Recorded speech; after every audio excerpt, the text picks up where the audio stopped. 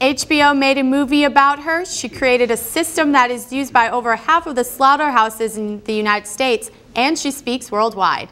Temple Grandin stopped by Lindenwood University's Bezemus Family Theater on Tuesday evening.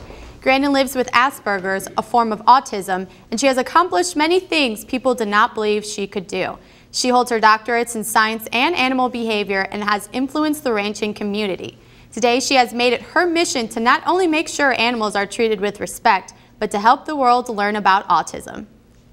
Kids on the autism spectrum, you gotta push them a little bit. Temple Grandin is one of the top advocates for the autism community.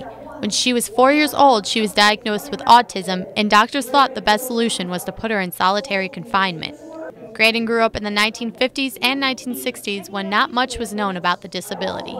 Kids now, there's all kinds of services available, parent support groups, services in the school. When I was a young child, none of those things existed. To hear her speak, people lined up around the school's J. Scheidegger Center. People were allowed to ask Temple Grandin questions at the Bezemus Family Theater, which was filled with over 1,200 people. Even the 3 overflow locations were filled as well.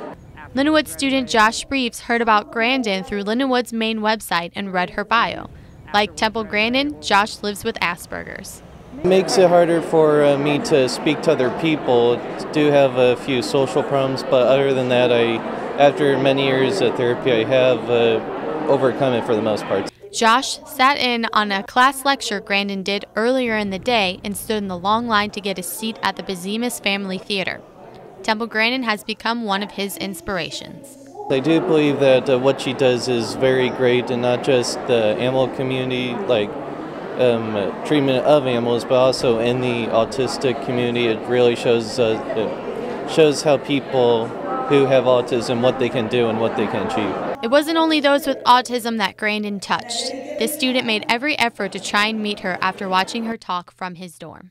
For me, I have actually some of the similar problems to what was mentioned, but I don't have Asperger's or autism. I have Tourette syndrome, and it was kind of inspirational to let me know that I'm not the only one dealing with certain problems and that I basically have support.